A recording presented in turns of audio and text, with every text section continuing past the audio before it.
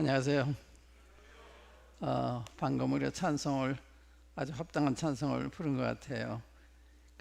누구나 이 찬송의 내용을 기억해야 되겠지만 특별히 일꾼들은 기억하면 되는 이런 말씀입니다. 이 말씀은 산상교훈, 우리 주님께서 마태오 5장부터 7장까지 산에서 이렇게 모인 제자들한테 하신 말씀인데,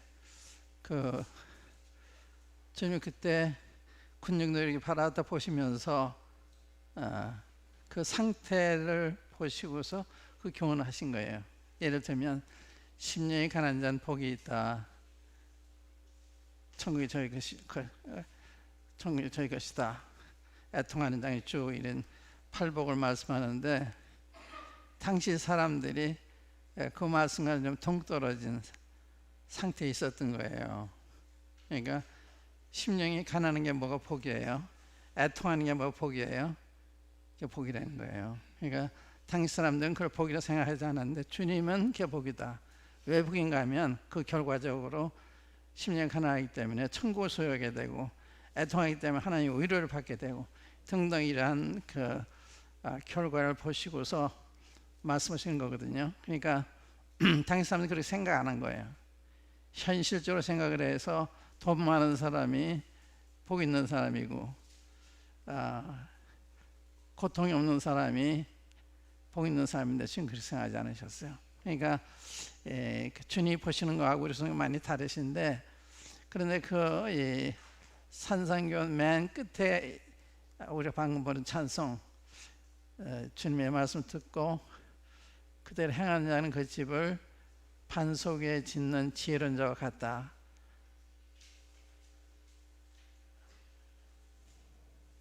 왜 그런가 하면 홍수가 나고 창수가 나서 내려도 무너지지 않는데, 내 이 말을 듣고 행치 아니하는 자는 그 집을 모래 위에 짓는 자와 같으니 홍수가 나고 창수가 나면 다 무너진다.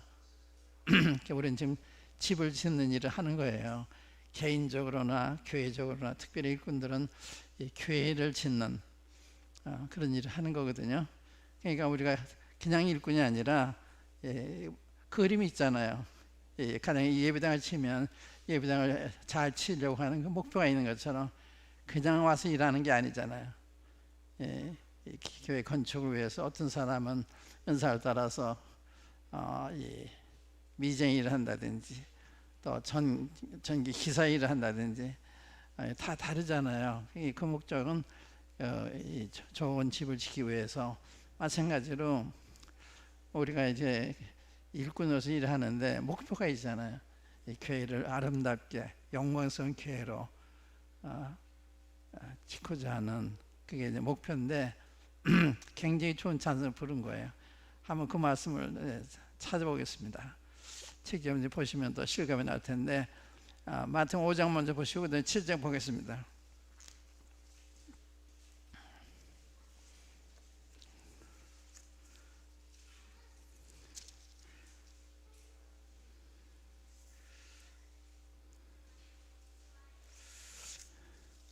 저는 여러분들을 생각하면서 그 일꾼들에 어떤 말씀을 어떻게 전달해야 되나, 이런 기도하면서 생각을 했는데, 맞춤형 일꾼들을 양육해야 되구나. 이 시대에 맞는, 이 시대에 필요로 하는, 그냥 일꾼이 아니잖아요. 이 시대에 필요로 하는. 예를 들면 바벨론에 갔을 때 하나님께서 다니엘을 세우시잖아요.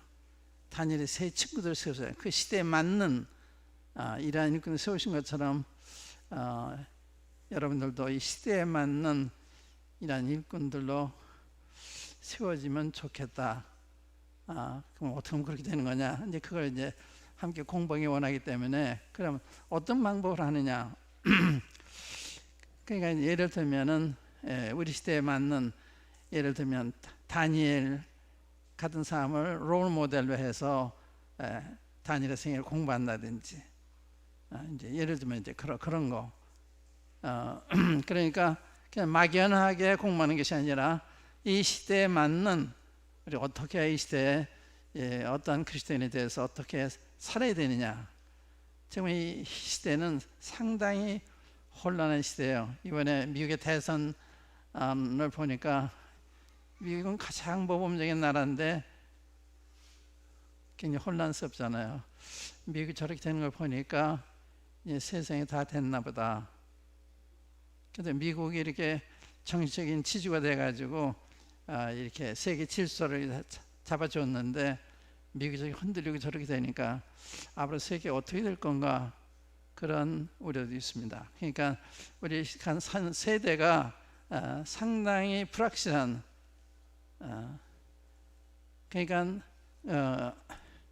선을 악이라 그러고 악을 선이라고 하는 이런 시대에 살고 있는 거예요.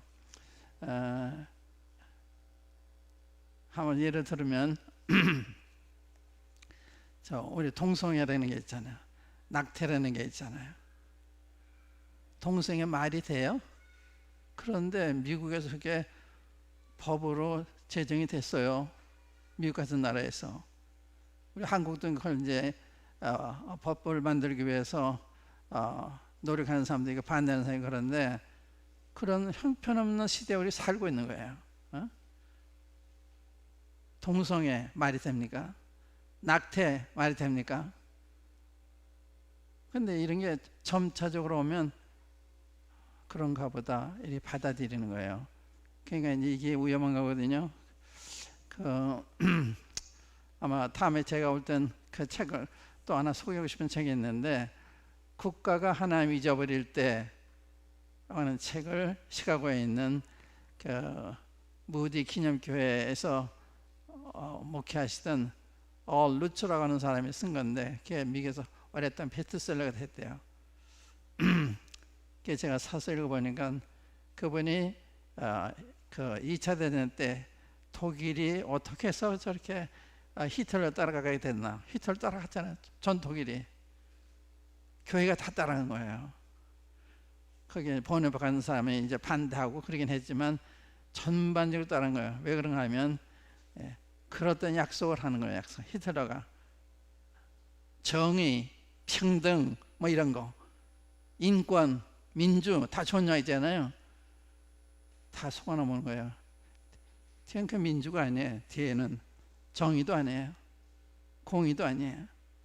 그러니까 이제 그렇게 이제 사람들의 정서를 미혹해가지고 사람들의 마음을 뺏어간 교회를 속연, 그래서 독일에 따른 것처럼 그러한 비슷한 일이 미국이 지금 벌어지고 있다는 거예요. 한국에도 마찬가지죠. 근데 그걸 본다고 하는 게 쉬운 게 아니에요. 우리 시대에 이렇게 물들어 있기 때문에 이게 정말 잘못됐구나 이걸 안 되기 쉬운 게 아니에요. 근데 그걸 알아야만 이 시대에 걸맞는 그런 일꾼으로서 그리스도인으로서 삶을 사는 거 아니에요. 이 마태복음 5장 그 산상교훈 중에 주님이 너희는 세상의 소금이니 만일 소금이 그 맛을 내면 무엇으로 짜게 하려. 다음 바뀌어버려. 밟아도 사람들의 밟힐 뿐이라. 너는 세상의 빛이다. 그때 누구예요? 너희가 누구예요? 12제자예요. 몇 명 안 됐어요. 그 시대에 12명을 가리켜서 주님이 너희는 세상의 소금이다. 너희는 세상의 빛이다. 이렇게 말씀하신 거예요. 그러니까 여러분들이 하는 게 굉장히 중요한, 위치가 굉장히 중요한 거예요. 이 시대에 하나님 편에서 볼 땐 여러분들이 기대를 가지고 계신 거예요. 소금이 되어주길 바라고 빛이 되어주길 바라고. 그러니까 그냥 성경 공부하는 게 아니죠. 주님이 이 시대에 우리의 기대하시는 바대로 살아내야 될 텐데 어떻게 해서 하냐. 이게 이제 우리의 과제죠. 저도 주님의 도우심을 받기 원하고 여러분들에게도 주님의 도우심을 구하시면서 공부할 필요가 있고요.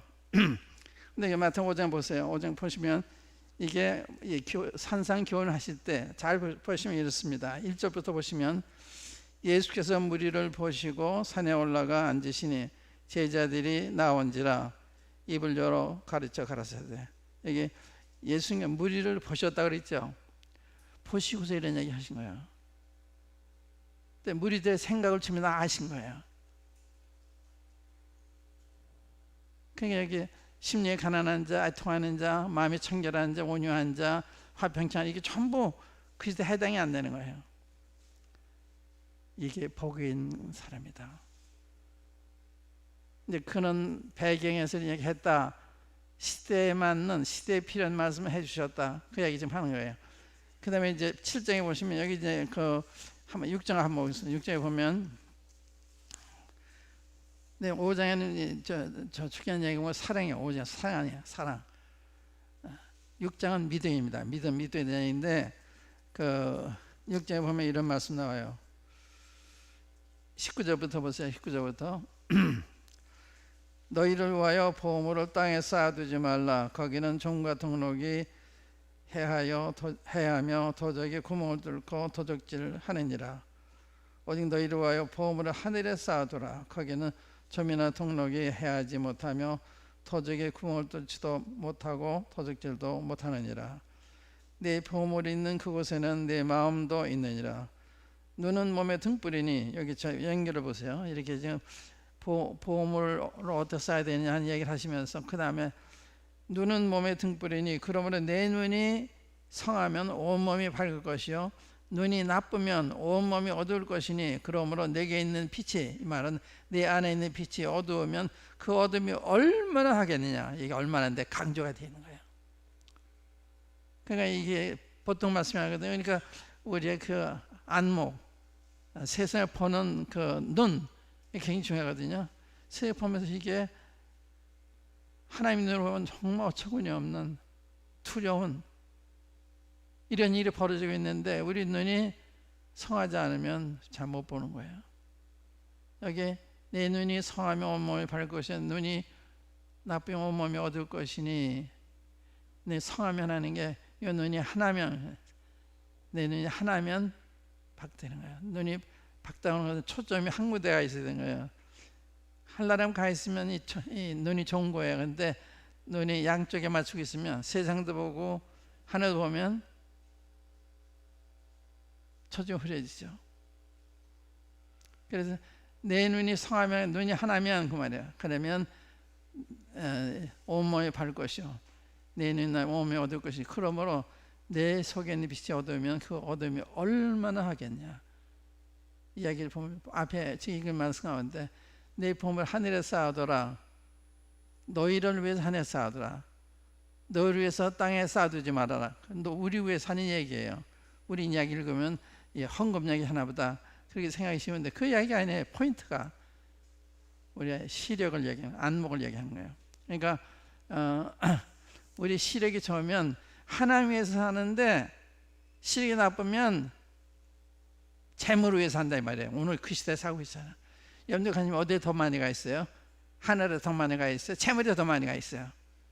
다 여기에 걸려 있는 거예요. 여러분들 만나서 대화하면 무슨 얘기를 해요? 하늘나라에 대한 얘기를 하나요?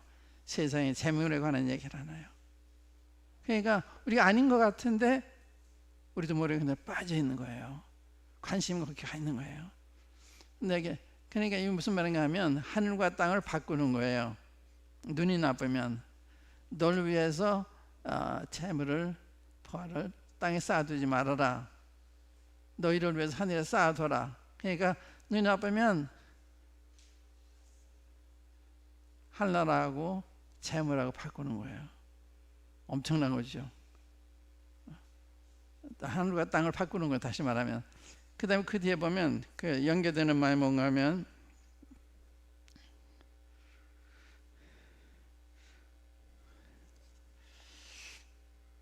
24절 보시면 한 사람이 두 주인을 섬기지 못할 것이니 혹 이를 미워하며 저를 사랑하거나 혹 이를 중히 여기며 저를 경히 여김이라. 너희가 하나님과 재물을 겸하여 섬기지 못하느니라. 여기 두 주인이라 해서요. 두 주인. 두 주인이 하나는 하나님의 하나는 하나는 재물이에요. 누가 우리의 주인이 되겠냐. 그러니까 하나님 대신 재물을 택한다는 거예요. 가룟 유다 그래. 가룟 유다가 주님 대신 재물을 택하잖아요. 아간이 그렇잖아요. 일단 거기서 이제 발람이 그랬잖아요. 그러니까 우리가 눈이 나쁘면 이렇게 귀한 걸 버리고 천한 걸 선택하는, 큰 걸 버리고 작은 걸 선택하는. 그렇기 때문에 우리 영안이 밝아야 되는데, 밝으려면 성경 말씀을 잘 알아야 되고 성경 말씀의 그 진리를 알아야 되는데, 겉만 보니까 이거 다 아는 말씀인데 이렇게 중요히 못 생각했잖아요. 내게 있는 빛이 얻으면 그 얻으면 얼마나 하겠느냐. 세상과 하늘나라 바꾸는 거예요. 재물과 하나님과 바꾸는 거예요. 이런 가치관이 딱 서 있으면 얼마나 건강한 가정이 되고 얼마나 건강한 교회가 되고, 이런 가치관 확실해야 되는 거거든요. 이런 게 그냥 대강하는 거 아니에요.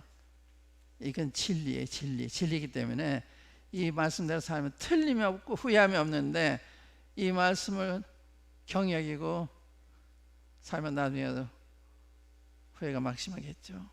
그런 거예요. 그러니까 여러분들이 성경 말씀이 이 진리라고 하는 거, 제가 수요일 날은 주님 부활에 대한 얘기를 하면서 부활의 의미가 굉장히 크다. 단순히 죽은 자 살아 이게 아니라 이 부활은 구약 성경이 하나님 말씀에 증명한 거다. 예수님 말씀이 하나님 말씀에 증명한 거다. 그러니까 구약 성경을 이 진리라고 하는 걸 알게 하는 거예요. 예수님 모든 말씀 이게 진리라고 하는 걸 알게 하는 거예요. 그게 큰 의미가 있는 거예요. 단순한 부활만이 아니고 또 주님의 하나님 아들이라는 것을 믿게 하는, 또 우리도 앞으로 죽은 다음에 부활이 있다고 하는, 또 우리의 구속이 사실이라고 하는 사실을 믿게 하는 거예요. 우리의 전도가 이게 헛것이 아니라구나, 우리가 믿는 게 헛것이 아니라구나, 주를 위해서 일하는 게 헛것이 아니라구나, 이것을 확실하게 알게 하는 거예요. 이 부활이라는 게. 그런 것처럼 우리가 이런 말씀을 볼 때 성령을 통해서 이 참 뜻을 깨달으면 우리 변하는 거예요. 변하는 거예요. 우리가 어떤 데 관심을 두고 살아야 되는지를 결정하게 되는 것입니다. 이제 이야기 끝에 이제 7장 마지막 부분에 그 말씀 썼잖아요. 그러니까 이제 맞는 말이죠. 24절이 결론입니다. 이게 산상교훈의 결론이에요. 그러므로 누구든지 나의 이 말을 듣고 행하는 자는 그 집을 반석 위에 지은 지혜로운 사람 같으리니, 비가 내리고 창수가 나고 바람이 불며 그 집에 부딪히되 무너지지 아니하나니, 이는 추초를 반석 위에 놓는 거요. 하나님의 말씀 듣고 깨닫고 순종하는 거, 행하는 거, 행하되 그 진미를 하게 돼요. 가치를 알게 되는 거예요. 행하지 않으면 몰라요. 행할 때 주님이 어떻게 우리 함께 하시는 걸 경험하게 되잖아요. 그래서 흔들리지 않아요. 어떤 일이 와도 흔들리지 않아요. 창수가 나고 홍수가 나고 핍박이 와도 흔들리지 않는데, 이것이 확실히 내 마음에 심어지지 않았을 때는 우리 인생의 집을 못 이루시는 것 같다. 그래서 비가 내리고 바람이 불고 창수가 나고 홍수가 나면 무너지는 거예요. 그러니까 얼마나 중요한 거 우리가 하고 있는 거예요. 그러니까 하나님의 말씀을 읽고 깨닫는 거, 이게 굉장히 중요해요. 깨닫는 거. 그러면 그것이 우리 행함으로 이어지게 되고 결과적으로 우리 축복으로 임하게 되는, 이러한 사람이 필요한 하나님의 절대적인 믿는. 사도 바울이 고린도서 3장에 보면 내가 지혜로운 건축자와 같이 집을 짓는데 어떻게 됐냐, 내가 터를 타고 뒀다. 그 터는 그리스도다. 그런데 그 위에 이제 짓는데 어떻게 세우기를 조심하지라. 이제 우리는 다 그리스도 터 위에 세워진 건 사실입니다. 근데 그 다음에 어떻게 세우냐 하는 부분은 이제 우리의 과제죠. 어떻게 세우느냐. 거기 보면 금과 은과 보석을 자재해서 짓는 사람이 있는가 하면 나무와 풀과 지푸를 자재를 짓는. 그러나 주님이 심판하실 때, 불로 심판할 때 불에 타면 구원은 어때? 불 가운데 얻는 것 같다. 맞아, 롯과 같이. 롯이 사회에서 성공했지만 그러나 유황불이 내릴 때 몸만 겨우 살아났잖아요. 그럼 부끄러운 구원이죠.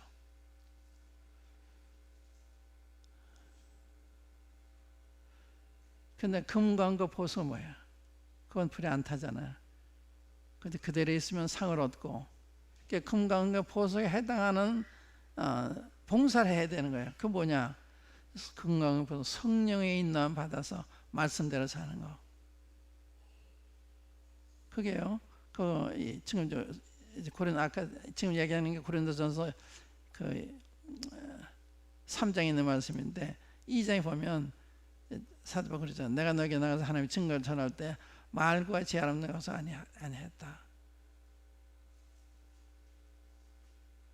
다만 하나님의 능력과 성령의 나타남으로 하여 너희 믿음이 사람의 지혜에 있지 않냐고 하나님의 능력에 있게 하였다. 보세요. 사도 바울이 복음 전할 때도 인간적인 지혜를 준 거 아니에요. 성령이 나타남으로, 하나님의 능력으로, 이게 필요한 거예요. 그러니까 전도할 때 정말 하나님 함께 하시면 안 된다는 걸 알면 하나님 간절히 구하게 되잖아요. 하나님이 도와주셔야 되니까. 하나님은 가르칠 때도 마찬가지예요. 간절히 기도해야 되는 거예요. 성령님이 원하시는 말씀을 증거하게 해주시고 간절히 기도해야 되는 거예요. 그래서 오늘 참 합당 말씀을 불렀는데 제 생각이, 여러분들 귀한 일꾼들인데 어떤 말씀 어떻게 전해야 되나, 제가 이렇게 미리 그 유인물을 나눠드렸는데 이게 참 맞는 게 아니에요. 제가 이게 다 참고는 되지만 이대로 하지는 않겠지만 그래서 맞춤형 일꾼으로 길러지면 좋겠다. 그래서 우선 시대를 알아야, 필요한 시대를 알아야, 이 어떤 시대를 살고 있는지, 지금 하나님의 교회가 존중을 받고 있나요? 존중을 받지 못하고 있나? 세상에서 교회하면 사람들이 별로예요. 한 번은 지하철에서 한 젊은 사람들이 이렇게 말다툼으로 싸우니까 노인이 시끄럽다 그러면서 싸우려면 교회 가서 싸우라 그러더래요. 교회가 싸우는 것으로 알려진 거예요. 싸우려면 교회 가서 싸우지 왜 여기 싸우냐 이거예요. 얼마나 부끄러운 얘기예요. 그러니까 이 교회가 존중받는 교회가 되는데 왜 이렇게 됐느냐, 우리가 그걸 생각해야 되잖아. 그래서 주님 받은 빛이 되어야 되고 소금이 되어야 되는데 그게 쉽게 되는 게 아니죠. 확실한 믿음이 없으면 안 돼요. 확실한 믿음, 말씀의 가치를 확실히 알지 않으면 말씀에서 살질 않아요. 확실하게 알면 그걸 사는 거예요. 아깝지가 않은 거예요. 두렵지가 않은 거예요. 그러니까 이 성경을 안다고 하는 것과 정말 깨닫고 믿는 건 다른 거예요. 이 다니엘 보면, 다니엘이 그 소년 때 포로로 잡혀와서 바벨론에 왔는데 왕이 그 포로 잡혀온 귀족들 가운데 흠이 없고 학문이 있고 이런 사람들 찾아와라. 그러니까 거기에 다니엘과 세 친구가 발탁되어 온 거예요. 근데 난 그걸 보면서 부모들이 어떻게 교육을 잘했기에 흠이 없는 사람들, 이 다니엘이 흠이 없는 사람이라, 책망할 수 없는 이런 사람이었어요. 그래서 왕이 이제 이 신하 훈련 시킬 때 자기 그 신하한테 그 히브리 후보자들에게 이제 음식을 주는데, 이 왕이 정해준 음식, 아주 좋은 음식, 기름진 음식을 주도록 하는데 다니엘이 그게 마음에 걸리는 거예요. 우상의 제물이기 때문에 마음이 걸리기 때문에 뜻을 정해요. 마음에 먹지 않기를 결심을 합니다. 그는 왕명을 거스르기 때문에 사형에 해당하는 거예요. 그런데 괜찮은 거예요. 사형받아도 괜찮은 거예요. 그래서 마음을 속이는 것보다, 양심이 가득되는 일을 하는 것보다는 차라리 죽는 게 낫다 해서 그런 그 결심을 했을 때 논란이 벌어지는데, 환관장이 다니엘 세 친구들의 요청을 들어줘요. 종들에게 10일 동안 채식만 줘보시고 시험해 보시고, 우리가 왕이 진미를 먹는 애들보다 못하면 모르겠거니와 그렇지 않으면 채식 먹게 해주십시오. 그거 허락해요. 이 신하가 자기 목숨을 거는 거예요. 남을 위해서 어떻게 그 목숨을 걸어요.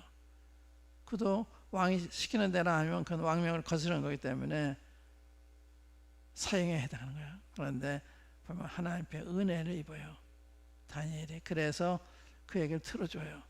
시험했을 때 왕이 진미를 먹는 애들보다 더 얼굴이 건강해 보이니까 계속 채식 먹게 해요. 그래서요, 하나님의 뜻을 행하면 하나님이 여건을 마련해 주신다. 여건을. 이건 불가능한 거예요. 왜? 이걸 거역하면 죽는 거니까. 그렇지만 하나님 와서 거역하는 양심에 꺼린 일을 하기보다 죽는 게 낫다 했을 때 주님이 그렇게 하지 않아도 되도록 여건을 마련해 주시잖아요. 환관장이 도와주시잖아요. 또 채식만 먹는데도 얼굴이 좋도록 이렇게 건강을 살펴주시잖아요. 그런 것처럼 이 시대에 맞는 우리가 돼야 되는데, 그래서 내가 다음에 올 때는 여러분들 그 책을 또 구입해가지고 갖다 드리겠습니다. 그 책을 제가 읽기 시작했는데, 그 히틀러 시대에 어떻게 독일 교회들이 이렇게 히틀러한테 속아서 다 그걸 따라갔나. 그걸 보면서 미국을 본 거예요. 미국 사회를. 뭐 동성연애라든지 이제 이런 걸 봤을 때 이게 형태는 다르지만 사탄이 어떻게 역사하고 있는 걸 보고서 경고를 하는 거예요. 우리도 마찬가지죠. 그런 걸 알아야 참 우리가 무서운 시대에 살고 있구나, 잘못된 시대에 살고 있구나, 그걸 알아서 경계하는데, 그렇지 않으면 모르니까 경계할 수 없잖아요. 그래서 맞춤형 이런 공부는 좋겠다. 그러기 위해서는 성경의 그 중요한 인물들의 생애를 공부해도 좋겠다, 이런 생각을 했어요. 오늘 제가 이게 그 처음 시간에 그 자아성찰, 각성, 이 두 제목으로 이제 이야기하려고 그랬는데 여러분들 여기에 필요한 분들이 아니기 때문에 그 본론부터 얘기해도 좋겠다, 이런 생각이 들었는데 제가 이제 그 자아성찰에서 그 역사를 얘기했어요. 역사를 볼 때 어떻게 생각하세요? 역사가 발전해요, 퇴보해요? 역사는 퇴보해요. 여러분들 신의 발전에 아니 퇴보해요. 그게 역사의 증언이에요. 세상은, 사람은 향상돼가는 게 아니라 퇴보돼가는, 외적으로는 향상되는데 내면적으로는 타락해가는. 그래서 모세와 여호수아의 행적을 본 사람들이 사는 동안에는 여호와의 말씀을 따랐는데, 그 다음에 일어나는 새로운 세대들이 자기의 소견에 옳은 대로 행하는 이런 암흑시대로 들어가잖아요. 그게 다 그림이라, 그림. 역사는 거울이야, 거울. 과거에 이런 일이 있었다는 걸 보면서 우리를 보는 거예요. 과거 역사를 통해서. 그래서 그들이 그런 일을 하면서 하나님께 징계를 받아서 망한 것처럼 경계로서 기록을 해서 우리는 똑같은 잘못을 하지 않도록. 그러니까 역사를 모르면 과거의 실수를 반복하게 된다, 이런 말이 있잖아요. 맞는 말이에요. 이게 성경의 말씀이에요.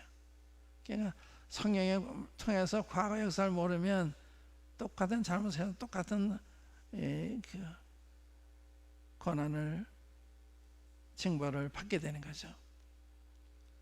그래서 이 역사는 퇴보하는 거다. 역사 보면 한다. 그래서 세례요한이 와서 뭐라고 얘기해요? 세례요한이 천마디가 회개하라, 총격하라. 회개하라는 거예요. 주님도 공생애를 시작하시면서 회개하라, 총격 똑같은 말씀했어요.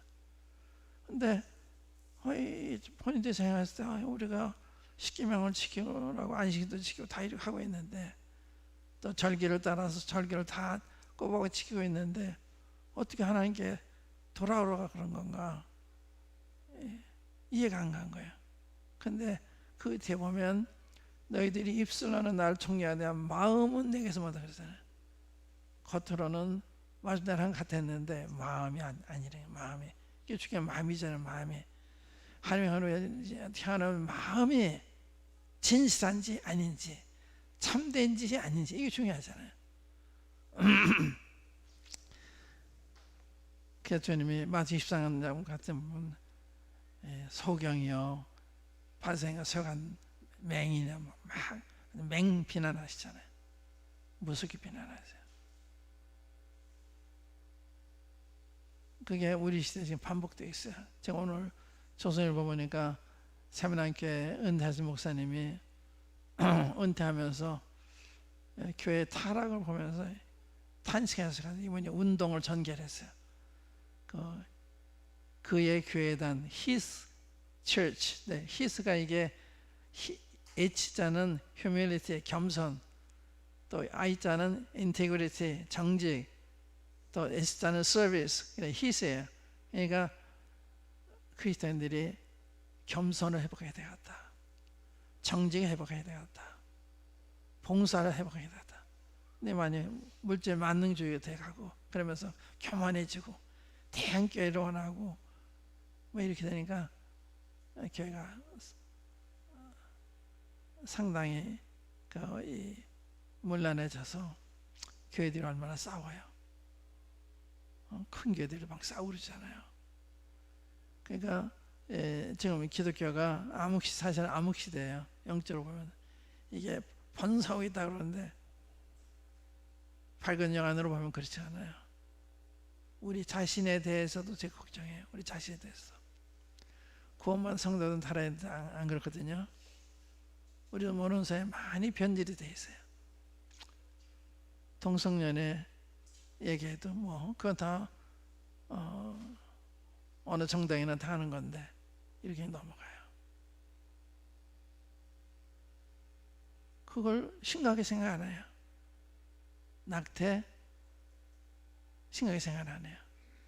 그러니까 이 사역하는 사람, 또 장로라는 분들 가운데 그런 분들이 있어요. 그래서 이 정도라면 참 두렵구나. 최근에는요, 제가 엊그저께 우리 몸을 떠나 딴 몸에 있는 딴 교회에서 생활하는 그 부부를 만났어요. 만나서 같이 식사를 하면서 그런데 같이 이렇게 때만 되면 이 스승의 날이 되면은 제가 스승이라고 초대해가지고 식사하고 있는 게 종종 있었는데 그 그룹이 깨진 거예요. 왜냐면 그 정적인 문제 때문에. 그래서 아니 정적으로 좀 의견이 달라도 그렇게 몰릴 필요가 뭐가 있나. 몰라서 그러니까 그런 받아주면 되는 거지. 그렇다고 서로 대적하고 아니 나 그런 건 놀란 거예요. 그래서요. 이건 우리 몸에 있다 떠난 분들인데 다 목회하시는 분들이죠. 목회하는 분들인데 그러니까 일반 교회도 저렇구나. 우리 모임도 별 차이가 없고. 그러니까 우리가 이제 성경적으로 모인다고 하는 게 단순히 매주 만찬을 하고 또 은사대를 하고 참회대를 잠잠하고 수건 쓰고 이것도 해야 되는 거죠. 그러나 더 중요한 거는 내면적인 면. 수건은 쓰는데 순종 안 한다. 그 순종의 표시인데 모순이잖아요. 그러니까 이런 부분에서부터 이 회복이 필요한데, 오늘은요 제가 그 겸손에 대한 얘기 해보고, 겸손에 대해서. 네. 우리 주님이 겸손의 모범이잖아요. 너희가 이 마음을 품으라 곧 그리스도 예수의 마음이니 그는 근본 하나님의 본체시나 하나님과 동등을 취할 것을 여기지 않고 자기 비하 종행체를 가져 사람들 같이 나타나가.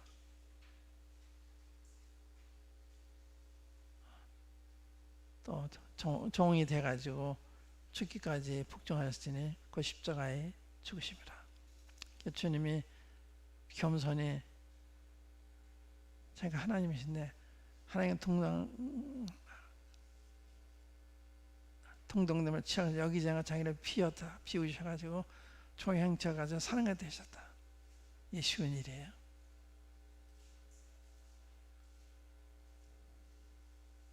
그런데 주님이 그렇게 하시고 그게 거기서 끝난 게 아니라 죽기까지, 십자가까지 간 게 이게 겸손이라. 죽기까지. 그러니까 겸손이 그저 겸손이 그 국어사전의 정의를 보니까요. 국어사전에 보니까 남을 위하고 자기를 낮춘다 그랬나요? 제가 써가지고 그렇게 정의가 되어 있더라고요. 근데 성경 말하는 겸손 상당히 깊은 거죠. 하나님인데 제가 하나님과 동등을 취하시지 아니셨다. 자기를 비우셨다. 그러니까 주님이 사람들 가운데 나타나서 사신 거예요. 이게 쉬운 일이 아니죠. 우리가 개미들 가운데가 살 수 있어요. 개미만도 못한 거예요. 근데 주님이 우리 가운데 가시는데 우리가 어떻게 교만해요. 주님은 함부로 하고, 그 주님 한마디면 다 죽는 이런 힘이 없는 사람들인데 이 사람들이 비난을 받으면 가만히 계세요. 뺨을 맞아도 가만히 계세요. 침 뱉으면 다 가만히 계세요. 주님이 뭐라 그러지 않잖아요. 죽기까지 복종했다는 게 이게 겸손에서 겸손.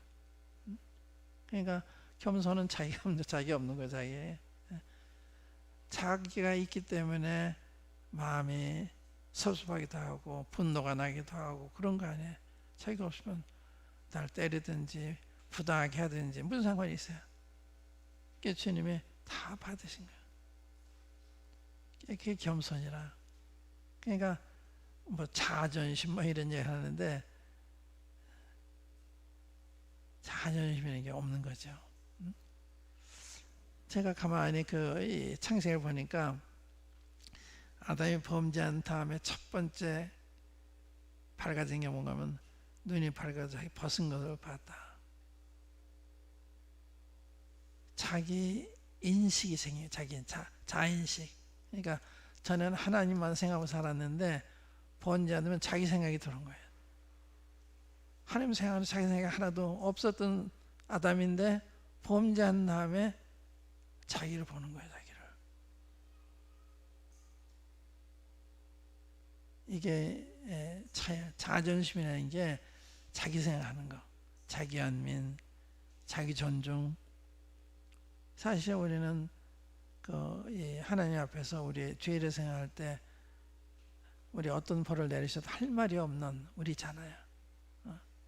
어떤 분 저한테 박형제 교만하다 그러면 그게 우리 실제로 교만하려고 그러지 않고 겸손을 목표로 살고 있는데 교만하다 그러니까 저도 그런 경험이 있어요. 언젠가 한번 어느 형제님이 저 교만하다 그래요. 참 이상하다. 내가 겸손을 목표로 살고 있나 뭐 교만하다 그러지. 그런데 후에 제가 하나님에 딱 선 때가 있었어요. 정말 제가 교만하더라고요. 그때 깨달은 게 보면 주님이 형제를 통해서 나한테 말씀하신 내가 못 알아들었구나. 형제가 나한테 하는 말을 내가 참 하나님의 음성처럼 들어야 되겠구나. 이런 생각이 들었어요. 형제들이 나한테 무슨 얘기하면 내가 보통으로 듣질 않아요. 하나님 저 형제를 통해 나한테 말씀하시는 거야. 하나님 그렇게 하시는 거예요. 근데 내가 겸손하지 못하기 때문에 교만하다는데 그게 안 받아진 거예요.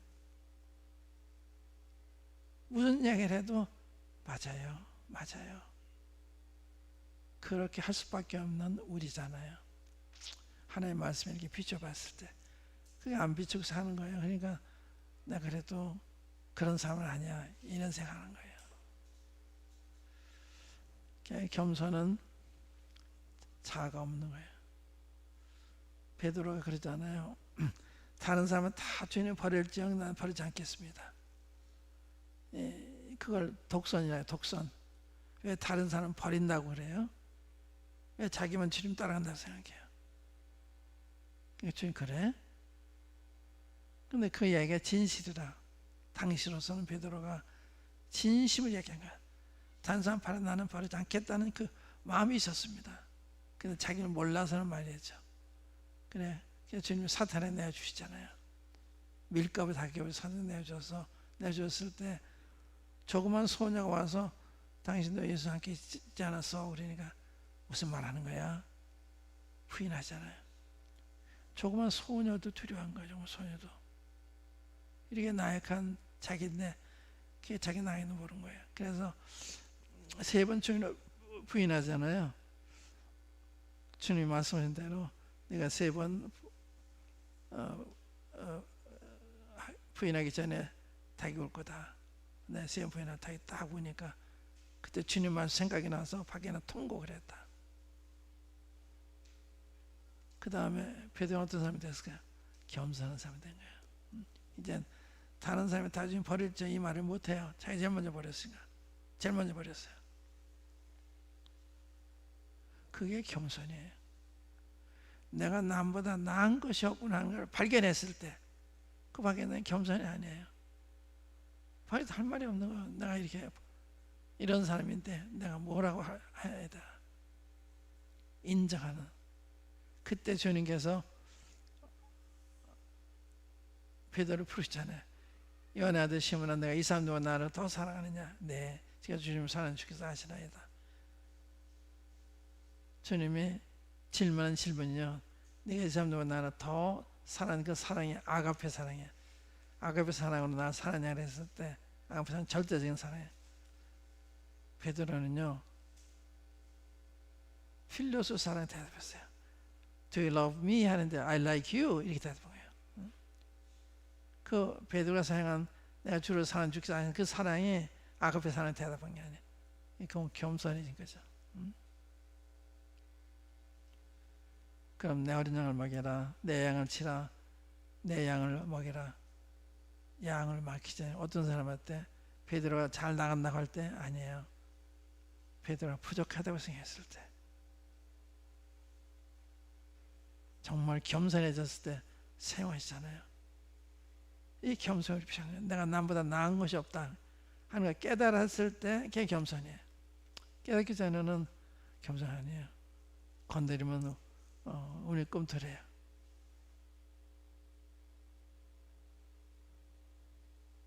이사에서 보면 야곱 부를 때 지뢰 같은 야곱아 그랬잖아요. 지뢰 같은 야곱아. 그냥 지뢰는 꿈틀 안에 공격 안 하네요. 뱀은 공격하려고 그래요. 우리도 뱀이 있어 우리 속에. 지뢰 같은 꿈틀을 할 수 있지만 공격 안 하죠. 우리 겸손이 필요합니다. 그래서 그 겸손으로 옷을 입어라 그러잖아요. 겸손 옷을 입어라. 그 무슨 뜻이에요? 그 이탄의 표식 가운데 하나가 겸손입니다. 겸손. 그러니까 구원받은 표식 가운데 하나가 겸손이에요. 겸손이 혈화되면 의아하는 거죠. 저번에 정말 회개한 사람인가?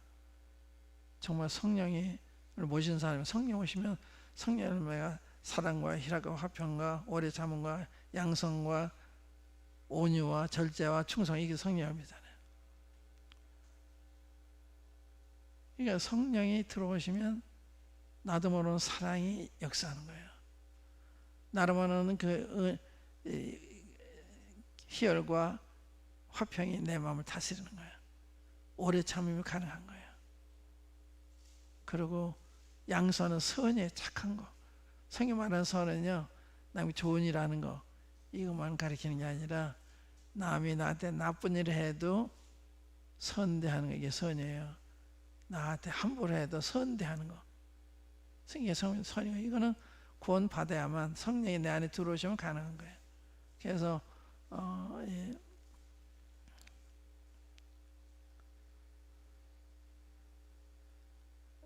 스데반이 돌에 맞아 죽을 때도 주여 이 죄를 저한테 돌리지 말아달라고 그러잖아요. 성령을 모시면 성령 열매로 나타나는 거예요. 사랑이 행하지 않으면 성령 행하는 게 아니에요. 중요한 얘기 한 겁니다. 내가 성령을 따라 행하고 있는지, 성령 안에서 행하고 있는지, 뭘 아느냐, 그 열매 보고 하는 거예요. 내가 사랑을 따라 생각을 따라 행하면 성령 안에서 행하는 거예요. 그 참 아니에요. 육신에 따라 하는 거예요. 그 구별을 못해요. 그 구별 따라서 생각을 안 해요. 육신적으로 하면서도 하나님을 한다 생각해요. 아니에요. 그러니까 이제 이러한 기준을 확실히 알아서 나를 이렇게 판단할 때 내가 성령을 따라 하고 있나, 육신을 따라 하고 있나, 뭐 보냐, 열매 보고 한다. 아가페 사랑하지 않으면 그건 성령 따라 하는 게 아니에요. 아가페 사랑이 작용할 때 나한테 원수 같은 사람이 밉직하는 거예요. 밉직하는 거예요. 불쌍히 마음 드는 거예요. 이상하잖아요. 그러니까 성령으로 하지 않고는 주님 말씀대로 산다고 하는 게 불가능해요. 원수 사랑해라. 어떻게 사랑해요? 핍박하는 자를 축복해라. 어떻게 그렇게 해요? 그런데 성령 오시면 건 자연스러워요. 겸손 여부라. 그러니까 그리스도인의 필수 중에 하나가 겸손이다. 사랑이다. 너희들이 서로 사랑하면, 내가 너희를 사랑했지 너희도 서로 사랑하면 너희가 모든 사람 내가 내 제자인 걸 알 것이다. 보세요. 뭘 보고 알아요? 사랑 보고, 아가페 사랑 보고, 아 저는 구원받아가 이렇게 된 거예요. 말이 아니에요. 말이에요. 성령이 마실 때 성령의 열매가 나타나네요. 그래서 침례 상담할 때도 뭘 보느냐, 정말 성령이 들어오신 증거가 있나 그걸 보는 거예요. 복음을 정말 깨달았나 이걸 보는 게 아니에요. 복음 뭘 깨달아도 괜찮아요. 성령이 들어오셨으면 그건 찾아 깨닫는 거예요. 그러니까 성령에 의해서 회개하게 되면 성령 내 안에 들어오시게 되면 그때 변화가 시작이 되는 거예요. 그러니까 겸손, 사도 바울이 내 모든 겸손한 눈물로 너희들 가서 행했다. 베드로가 겸손으로 허리를 동여라. 하나님의 능하신 손 아래서 겸손하라. 때가 되면 널 높이시리라. 이게 얼마나 진리인데 그대로 하나요? 안 해요? 그 말씀 따르고 행동 따른 거예요. 근데 이것이 다 많이 받아지면 직장에 가나 가정에서나 어디서나 이런 사람이 나타나잖아요. 이게 간증이라. 말로 구원받다만 아니라 우리의 인격이, 마음 쓰는 거, 행동하는 거, 이런 게 전부가 나타나는 거예요. 그때 참 이 성도교회 나가는 분들은 정말 하나님의 자녀들 이렇게 되는 거예요. 초대교회 예루살렘 보세요. 그들이 핍박을 하면서도 저들을 칭송했다고 그러죠. 사람들이 칭송을 했습니다. 이전에 그러면서도 서로 사랑을 보면서 감동을 받는 거예요. 그래서 성도교회나 우리 개인은 주님에 속한 증거가 사랑이고 겸손이다. 사랑이 있어야 된다. 그런데 이 사랑이 성령의 묘로 맺어진 거예요. 중간의 관계가 원만해져야 되야만 이게 나타나는 거다. 그러니까 내가 겸손하려고 하는 건 겸손이냐, 사랑하려고 그러는 건 아니에요. 그게 하고 싶은 거예요. 성령 안에 계시면 그렇게 되는 거예요. 그러니까 주님과의 관계를 원만히 하는 게 그게 핵심이죠. 일꾼의 기초예요. 주님과의 관계를 매일의 단위로 주님의 관계를 원만히 하는, 만사의 기도로서 주님 충만한 가운데 살면 어디 가서 어떤 일을 만나도 주님 아름다운 간증을 나타내게 되는 거죠. 그러니까 이런 겸손이 뭐냐, 이 굉장히 중요한 거예요. 겸손하지면 안 되잖아요.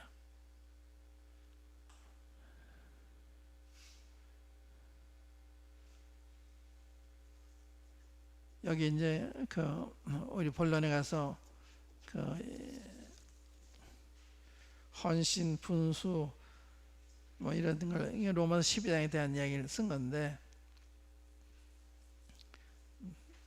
다음 시간에 기회가 되면 말씀을 드리고, 우선 인격적으로 주님을 닮아가는 거, 주님을 뵈야 주님한테 형상을 변하잖아요. 이게 주님을 뵙는 게 필요하거든요. 한번 고린도후서 3장 한번 열어보시면 거기에 그런 말씀이 있죠. 고린도후서 3장.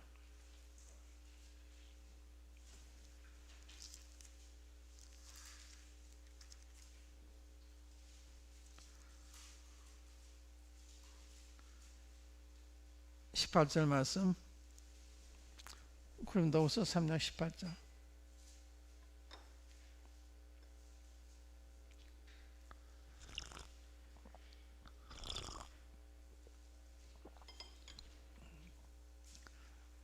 우리가 다 수건을 벗은 얼굴로 거울을 보는 것 같이 주의 영광을 보매 저와 같은 형상으로 화하여 주의 영광을 볼 때 그 형상을 화한다는 거예요. 화하여 영광으로 영광에 이르니 곧 주의 영으로 말미암으리라.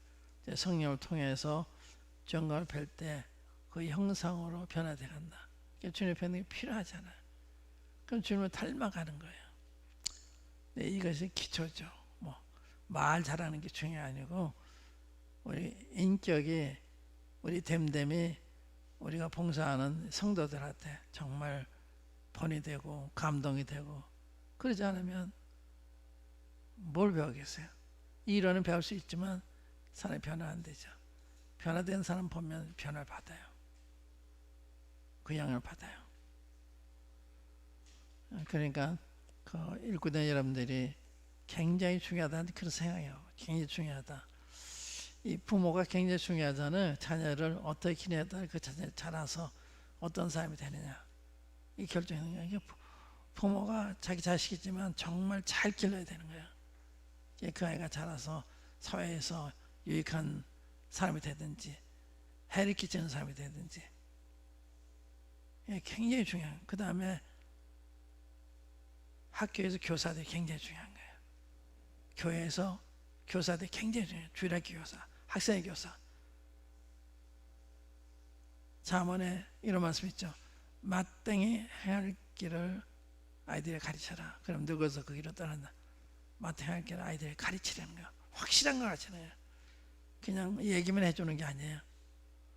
그렇게 되도록 감화를 주고 깨우침을 주고, 노력만 해. 기도도 필요하고 좋은 책을 읽는 것도 필요하고, 이래서 이렇게 걔가 그런 쪽으로 많이 변해가도록.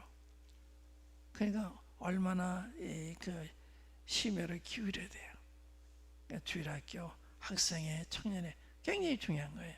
그냥 청년을 한다, 학생회 그게 아니에요. 사람 만들어가는 거예요. 그건 우리 못하잖아요. 그러니까 성령님이 하시는 건데 우리는 거기 도구로서 그런 걸 끼칠 수가 있죠. 우리가 그런 변화된 사람을 통해 본을 보여주고 말씀을 통해서 어떻게 해야 되고 가르쳐주고, 그러면 그런 사람들이 될 거 아니에요. 그것이 과제예요. 사람을 하나님의 마음에 합한 사람을 만들어주는 거. 다윗이 어떻게 하나님의 마음에 합한 사람이 됐어요. 그러니까 다윗은 정말 이스라엘 모든 왕의 기본이 됐잖아요. 너희가 다윗과 같이 정직히 행하면 다윗이 기준이에요. 다윗은 정직히 행한, 다윗의 감동이 참 많습니다. 그분이 징계를 받을 때 참 본을 보이셨어요. 오늘 여기까지 할게요. 그래서 오늘 이야기는 우리가 맞춤형, 시대에 맞는 맞춤형 일꾼들이 되면 좋겠다. 그러자면 이 시대를 잘 알아야 된다. 그리고 이 시대에 대처할 수 있는 그런 사람으로 양육을 받고 내가 만들어져 가야 된다. 그러니까 지금 이 일이 이제 그런 걸 하는 한 부분 아니에요. 그러니까 이제 성경을 많이 읽는 게 필요해요. 아까 우리가 걸어보는 것 같이 주 영광을 보매 주가 형상으로 화하여 영광의 성모 이르니 주 영으로 말미암다. 그래서 하나님을 통해 주님의 영광을 뵐 때 그때 변화가 되가는 하나님이 이렇게 좋으시구나. 하나님이 이렇게 전능하시구나. 이제 그런 게 믿음이 생기면 이제 그 말씀 순종하게 되는. 순종하면 축복이 따르는 거죠. 그러니까 성경이니까 굉장히 중요해요. 매가 성경 읽고 그 주님을 뵙는 거. 우리가 이제 수요일 날도 그 눈이 밝아져 그인 줄 알아보더니 또 주님이 동행하면서도 주님을 알아보지 못하죠. 눈이 어두워 있기 때문에. 그래서 영안이 밝아야 성경 볼 때 주님이 보이고 주의 음성이 들리고 그거기 때문에 우리 상태가 굉장히 중요해요. 성경 읽을 때. 성경인데도 뭐 결정이 돼요. 성경인데도. 그러니까 11년 비에 있어서 길가에 떨어진 거, 돌밭에 떨어진 거, 가시덤불에 떨어진 거, 좋은 땅에 떨어진 것만 열매 맺잖아요. 좋은 땅. 그러니까 좋은 땅에 대해서 성경 읽어야 결과가 나오는 거예요. 좋은 땅이 안 되면 100번 읽어도 별로 도움이 안 돼요. 그러니까 성경 읽기로 해서 항상 바른 마음의 자세. 그러니까 성경 읽을 때요. 성경 말씀 사모가 된다든지 읽으면 너무 좋다든지 그러면 좋은 건강성에도 좋은 거예요. 근데 하나님 말씀에 관심이 없으면 건강성도 나쁜 거예요. 건강이 왕성한 사람은 음식을 식욕이 좋잖아요. 그러나 병이 들면 진성차려 차려줘도 관심 없는 것처럼. 그래서 우리 영적인 건강이 좋으면 하나님 말씀이 사모가 되고 읽으면 즐겁고 깨닫는 게 많고 또 내가 그게 내 몸에서 이제 화해해서 그게 나타나게 되고 그래서 좋은 마음을 가지고 이제 주님 가는데 말씀 안 들으면 주님 저 좀 고쳐주세요. 제가 말씀이 잘 안 들어와요. 하고 정직하게 말씀드리면 주님 도와주세요. 정말로 기도하면 들으세요. 근데 정말로 하는 기도가 필요한 거예요. 그럼 주님은 그건 반드시 들어주세요. 오늘 여기까지 하겠습니다. 한번 기도합시다. 우리한테 한번 기도해 주시면 고맙겠습니다.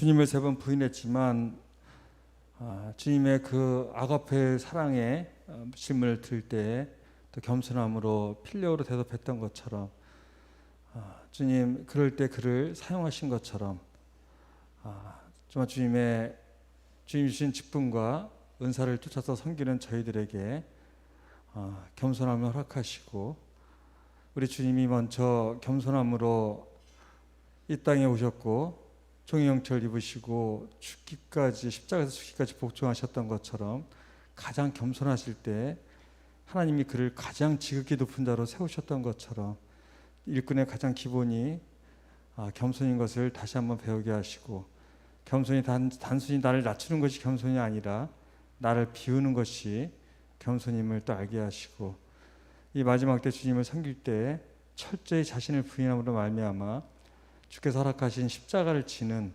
그런 저희들이 될 수 있도록 주님 저희들에게 주의 영을 통해서 능력과 지혜와 힘을 더해 주시기를 기도합니다. 그러므로 우리 삶 가운데 철저한 부인을 통해서만 맺어질 수 있는 성령의 열매를 맺는 그런 삶이 될 수 있도록 저희 모두를 주장해 주시고 인도해 주시기를 기도합니다. 오늘도 이렇게 말씀을 듣게 하시고 들은 것으로 끝나는 것이 아니라 우리 마음판에 깊이 새기게 하셔서 이 말씀들이 우리 삶 가운데 열매로 드러날 수 있도록 다시 한번 간구를 드립니다. 또 먼 길을 오가는 박형님의 영육간의 강건함을 통해서 주께서 이 일을 감당하실 때 부족하지 않으시도록 주께서 채워주시고 축복해 주시고 인도해 주시기를 기도합니다. 오늘도 여기까지 인도하시며 감사하며 존귀하신 예수 그리스도 이름으로 감사하며 기도합나이다. 아멘.